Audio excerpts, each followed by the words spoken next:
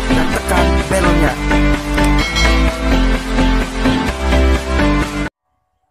Pada kesempatan ini, saya akan menanggapi satu artikel dari Dan C. Eswat.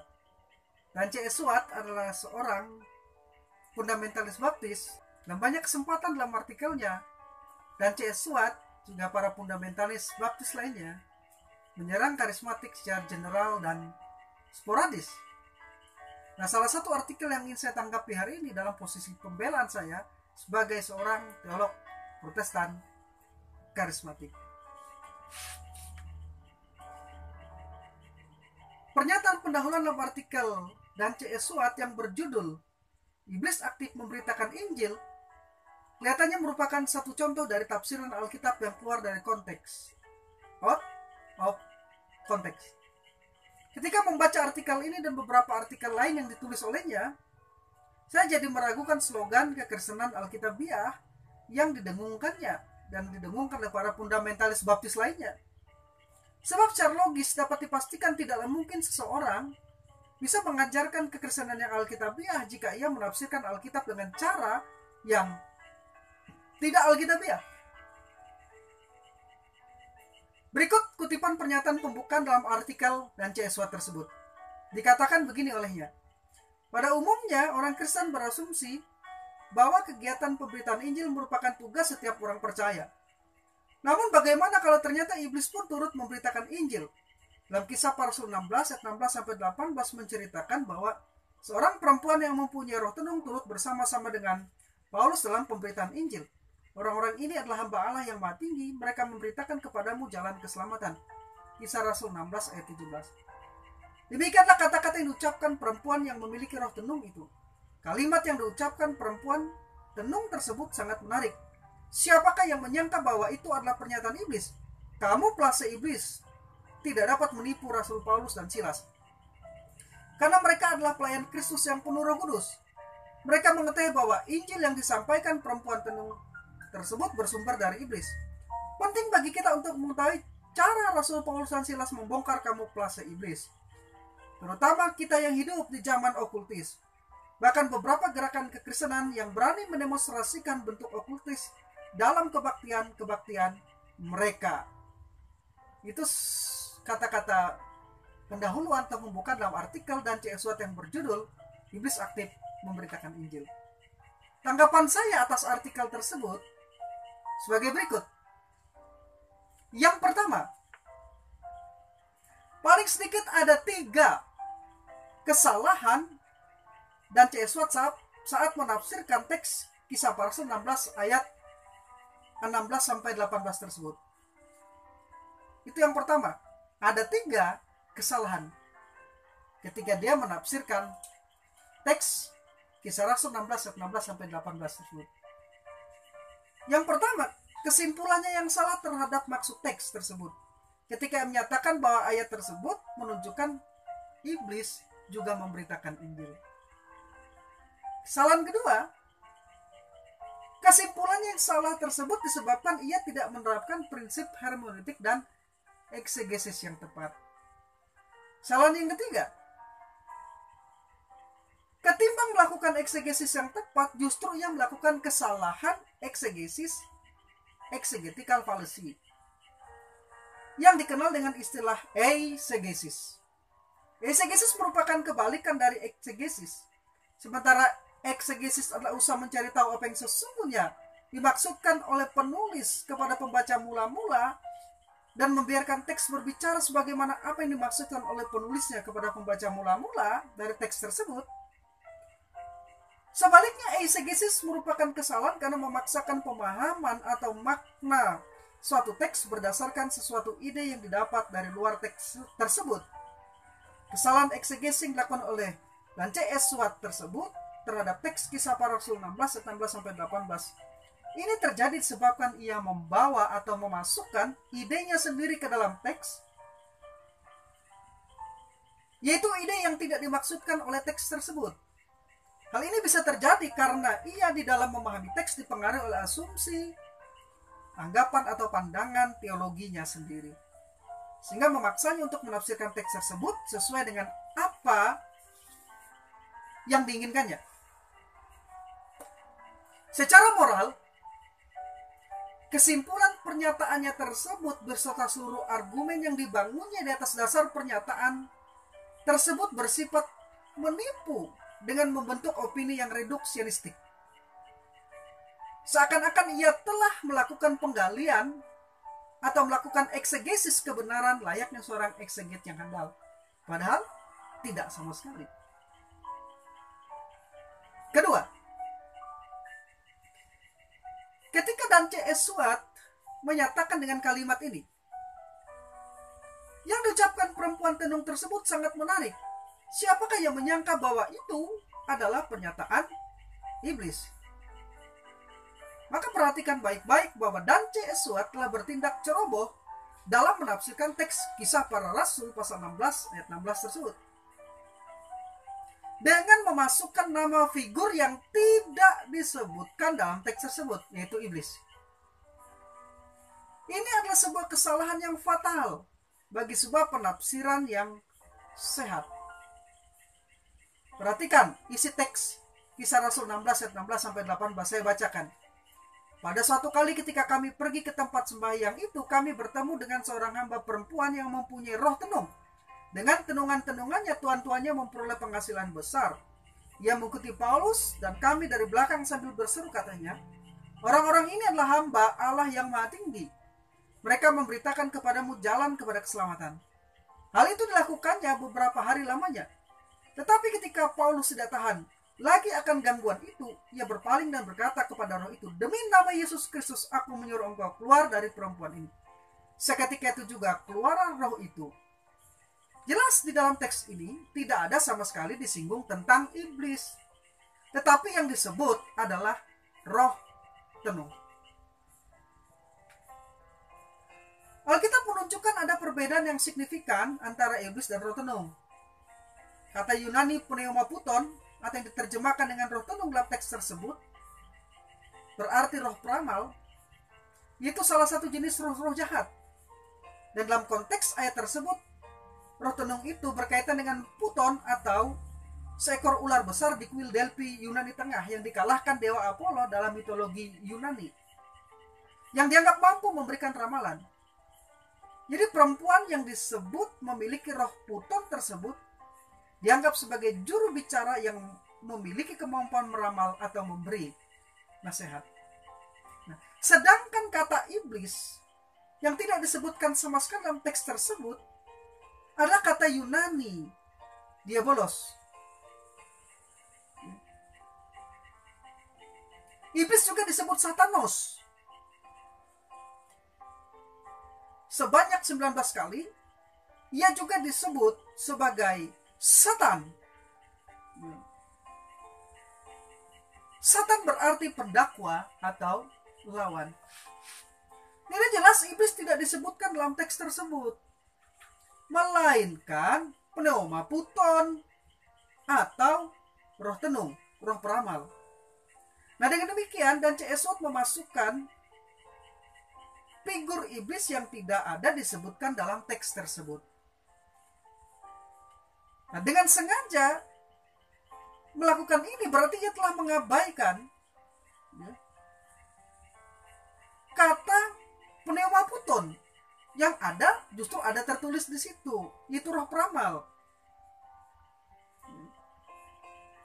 Apa yang dilakukan oleh Dance Esuat tersebut bukan saja merupakan kesalahan eksegetis karena menghilangkan arti kata dan makna teks, tetapi juga merupakan tindakan yang ceroboh. Ia telah melanggar prinsip-prinsip tertentu dalam menafsirkan Alkitab yang sehat. Profesor V, pakar perjanjian baru dari Regent College, menulis begini. Dalam literatur apapun, kata-kata adalah bangunan dasar bagi penyampaian makna. Dalam eksegesis khususnya penting untuk mengingat fungsi kata-kata dalam suatu konteks. Oleh karena itu, walaupun ada kata yang memiliki rentang arti yang dangkal atau luas, tujuan pembelajaran kata dalam eksegesis adalah mencoba setepat mungkin apa yang sedang disampaikan penulis dengan menggunakan kata tertentu. Jadi secara eksegetis, dengan mengeliminasi atau menyingkirkan kata pneumaputon atau roh tunung dalam teks tersebut, dan C.S. Watt telah mereduksi teks atau kebenaran yang sesungguhnya agar sesuai dengan seleranya, sesuai dengan keinginannya sendiri. Yang ketiga, lebih lanjut, kecerobohan dan C.S. Watt tersebut terlihat ketika ia menyimpulkan bahwa iblis juga aktif memberitakan Injil. Saya tidak mengerti apa yang dia maksudkan. Yang saya mengerti itu adalah kecerobohan dalam penafsiran teks kitab suci. Perhatikan, berdasarkan prase orang-orang ini adalah hamba-hamba Allah yang maha tinggi, mereka memberitakan kepadamu jalan keselamatan, Kisah Rasul pasal 16-17. Dan C.S. Watt menyimpulkan bahwa iblis juga aktif memberitakan Injil. Apabila diperhatikan, maka prase tersebut tidak ada sama sekali sebenarnya menyatakan atau mengindikasikan sedikit pun bahwa iblis juga memberitakan Injil, apalagi aktif memberitakan Injil bersama dengan Rasul Paulus. Tetapi dalam teks itu disebutkan bahwa perempuan yang memiliki roh tenung itu mengumumkan atau memberitahukan siapa dan apa yang dilakukan oleh Rasul Paulus dan rekan-rekannya. Perhatikan bagaimana penulis Kisah Para Rasul menyatakan demikian. Ia mengikuti Paulus dan kami dari belakang sambil berseru, katanya, orang-orang ini adalah hamba Allah yang maha tinggi. Mereka memberitakan kepadamu jalan kepada keselamatan. Kisah Para Rasul 16-17. Frase ia mengikuti, auto kata kulotesa atau perempuan ini terus mengikuti. Sambil berseru, excrajo leguasa, atau sambil terus mengucapkan atau memberitahukan, adalah bentuk present aktif, participle, dan imperfect aktif, indikatif, yang dapat diterjemahkan begini. Ia terus mengikuti dan terus berseru. Ia terus mengikuti dan terus berseru. Jadi, perempuan yang memiliki roh tenung itu bukan memberitakan Injil, tetapi mengumumkan bahwa Rasul Paulus dan rekan-rekan lainnya adalah para hamba Allah, pemberita jalan keselamatan, bukan pemberita Injil. Tapi menyerukan bahwa Rasul Paulus dan rekan-rekannya adalah para pemberita jalan keselamatan. Tetapi tujuan dari perempuan ini mengumumkan hal itu sekali lagi bukan karena ia aktif memberitakan Injil.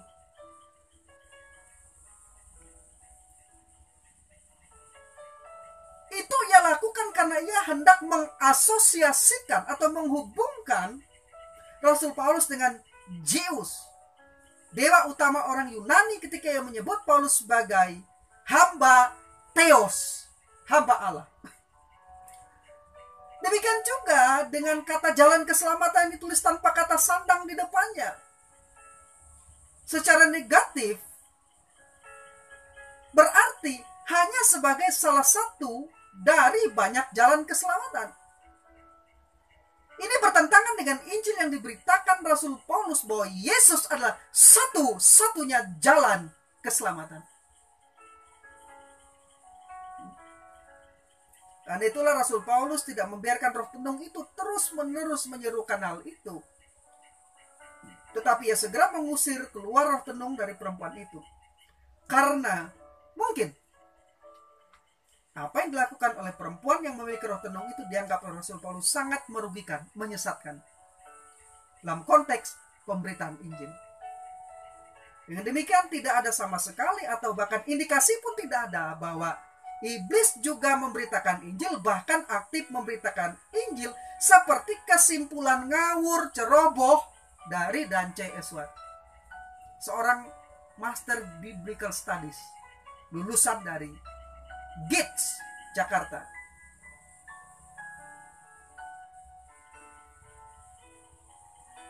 Yang keempat, pernyataan dan C.S. Watt bahwa iblis aktif memberitakan Injil bukan hanya merupakan pernyataan yang ngawur, ceroboh, tetapi merupakan pernyataan yang sesat dan menyesatkan.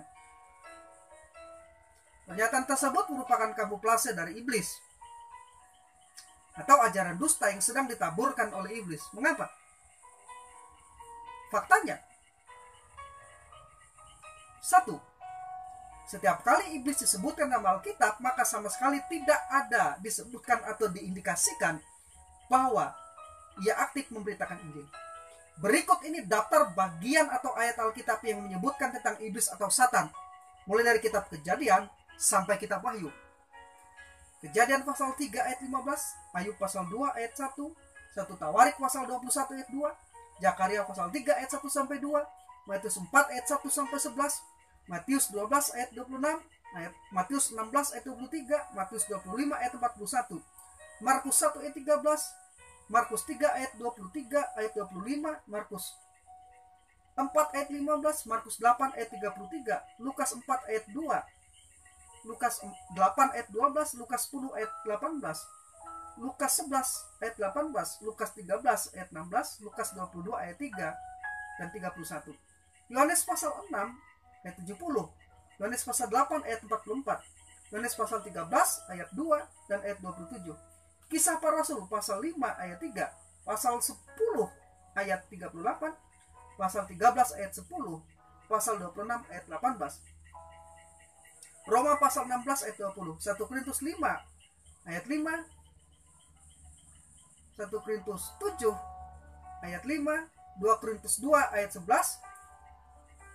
2 Korintus 11 ayat 14, pasal 12 ayat 7, pasal 12 ayat yang ke-8, Efesus pasal 27, pasal 4 ayat 27 maksud saya, pasal 6 ayat 11, 1 Tesalonika pasal 2 ayat 18, 2 Tesalonika pasal 2 ayat 19, 1 Timotius pasal 1 ayat 20, pasal 3 ayat 6 dan 7, pasal 5 ayat 15, 2 Timotius pasal 2 ayat 26, Ibrani pasal 2 ayat 14, Yakobus 4 ayat 7, 1 Petrus pasal 5 ayat 8, 1 Yohanes pasal 3 ayat 8 dan 10, Yudas 1 ayat 9, Wahyu 2 ayat 9, ayat 19, ayat pasal 12 ayat pasal 12 ayat 24, Wahyu pasal 3 ayat 9, Wahyu pasal 12 ayat 9 ayat 12, dan Wahyu 20 ayat 2 ayat 7 dan ayat yang ke-10. Semua ayat-ayat itu yang saya sebutkan tidak ada sama sekali disebutkan atau mengindikasikan bahwa iblis aktif memberitakan Injil di seluruh perjanjian lama sampai perjanjian baru. Sebaliknya, bukannya aktif memberitakan Injil, Alkitab menyatakan bahwa iblis justru berusaha menghalangi pemberitaan Injil, menghalang-halangi, menghambat pemberitaan Injil. Silakan baca ayat-ayat tersebut yang saya sebutkan tadi di atas. Terlihat di situ, iblis justru aktif menghalang-halangi, menghambat pemberitaan Injil. Tidak salah kalau Profesor Riri, pakar teologi dari Dallas Theological Seminary, menyatakan, karena iblis tidak berhasil mencegah terjadinya peristiwa penyaliban Kristus, maka dia menyerang, sekali lagi menyerang Injil, menyerang pengikut-pengikut Kristus, dan menyerang rencana-rencana Allah yang masih belum digenapi bagi dunia ini. 2. Apabila esensi Injil dipahami sebagai kebenaran historis dan teologis tentang Yesus Kristus dan karyanya yang menyelamatkan manusia, maka merupakan hal yang kontradiktif atau bertentangan jika dikatakan bahwa iblis aktif memberitakan Injil. Karena tujuan iblis adalah membinasakan manusia, sedangkan inti Injil adalah merupakan kebenaran historis dan teologis tentang Yesus Kristus dan karyanya yang menyelamatkan manusia. Karena itu saya jadi meragukan apakah Dan C.S. Watt benar-benar memahami apa itu Injil. Jangan-jangan dia tidak mengerti apa itu Injil, tidak paham apa itu Injil. Dugaan saya ada kemungkinan ia memiliki pengertian yang kabur tentang Injil, sehingga timbullah kalimat iblis juga aktif memberitakan Injil. Secara khusus dalam teks Kisah Para Rasul pasal 16 ayat 17 sampai 18 tersebut di atas, seruan perempuan yang dirasuk roh tenung tersebut tidak menunjukkan bahwa iblis aktif memberitakan Injil. Melainkan roh tendung tersebut sejenis roh jahat yang hendak menyungsangkan atau menyesatkan Injil yang asli yang saat itu diberitakan oleh Rasul Paulus.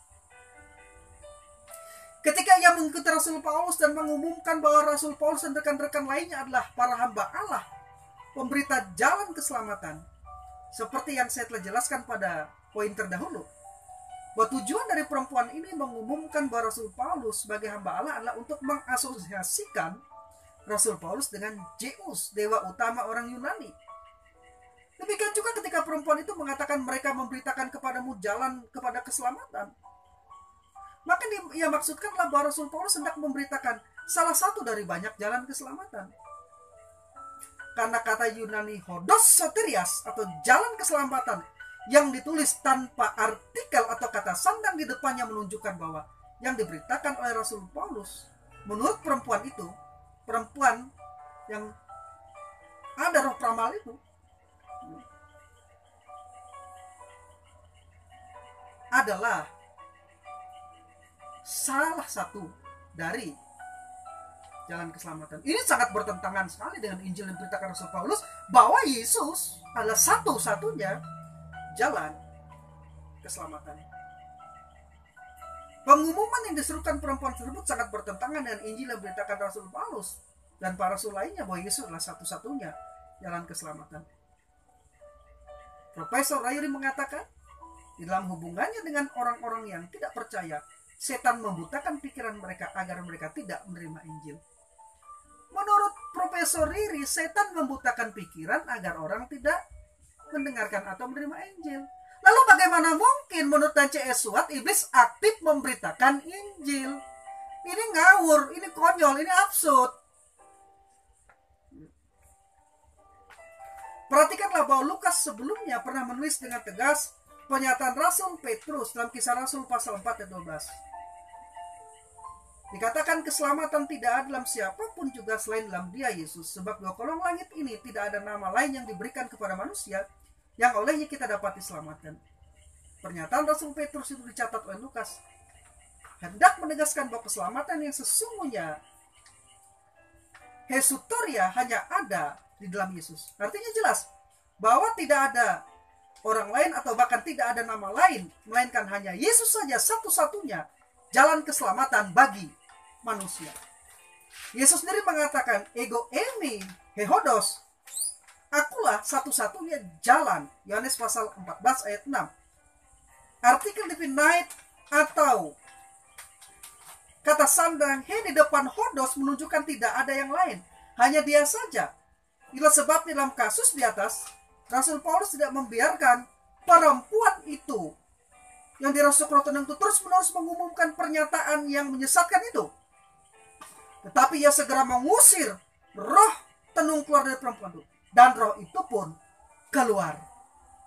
Ringkasnya, dalam teks Kisah Rasul 16 ayat 16-18, tidak ada sama sekali menyebutkan atau bahkan mengindikasikan bahwa iblis memberitakan Injil, bahkan aktif memberitakan Injil, seperti yang disimpulkan dalam tafsiran ceroboh dan menyesatkan dan C.S. Watt. Dalam artikelnya, iblis aktif memberitakan Injil. Justru kita dapat melihat kamuflase tipu muslihat iblis di dalam pernyataan dan C.S. Watt tersebut bahwa iblis aktif memberitakan Injil. Pernyataan sensasional, murahan, dan bersifat menipu tersebut benar-benar menyesatkan. Ini dapat dianggap sebagai taktik tipuan iblis yang sangat berbahaya. Sebab mengindikasikan bahwa iblis juga berperan dalam pemberitaan Injil adalah tipuan yang berbahaya. Dan itu sekali lagi menyesatkan. Jangankan iblis aktif memberitakan Injil, indikasinya saja pun bahwa ia memberitakan Injil tidak ada. Sebaliknya bahkan di surah Alkitab bahwa iblis juga berperan, bahwa sebaliknya dalam surah Alkitab kita menemukan bahwa ketika iblis disebutkan, ia tidak pernah diasosiasikan dengan Injil. Justru iblis diasosiasikan sebagai oknum yang menghalangi, menghambat, merintangi konfrontasi terhadap pemberitaan Injil.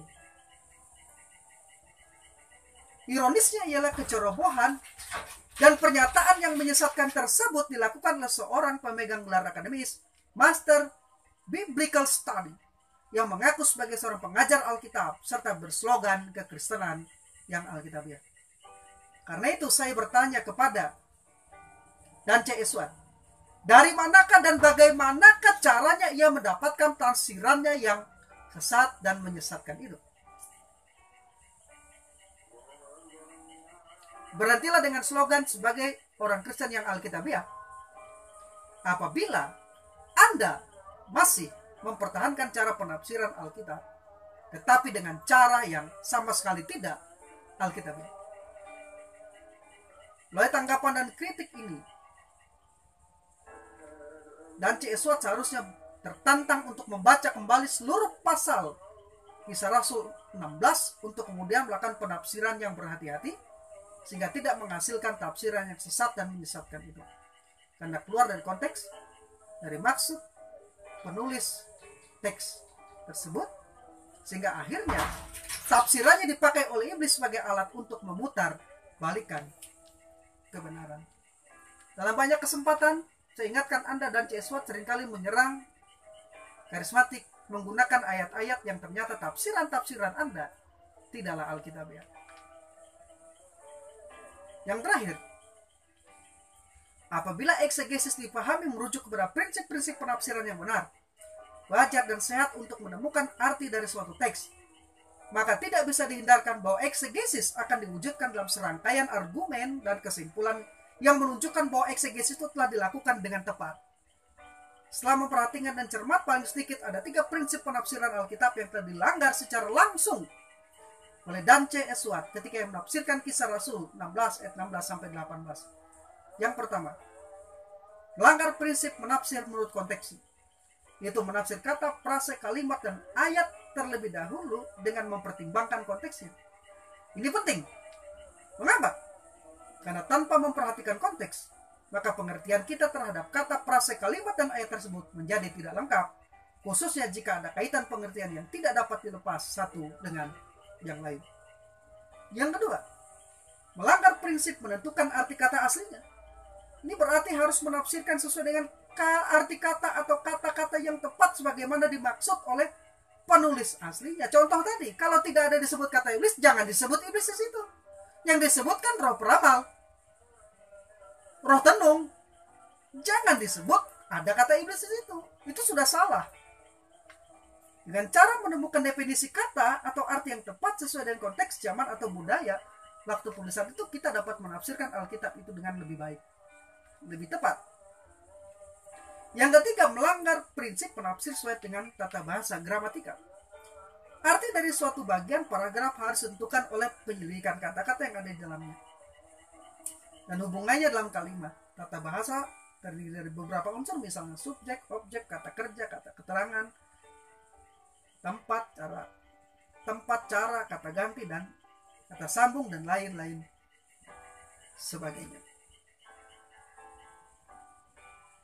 Jadi, singkatnya, apa yang disampaikan oleh Dan C. Eswat dalam artikelnya Iblis Aktif Memberitakan Injil bukan hanya kesalahan eksegesis, tetapi suatu kecerobohan, suatu penyesatan, dan yang menyesatkan. Karena seluruh Alkitab, iblis tidak pernah dikatakan, diindikasi pun tidak aktif memberitakan Injil. Karena justru iblis dalam setiap kesempatan menghambat, menghalangi, melawan konfrontasi terhadap pemberitaan Injil yang dilakukan oleh rasul-rasul dan murid-murid Kristus. Bersama saya, Sam, teolog Protestan karismatik.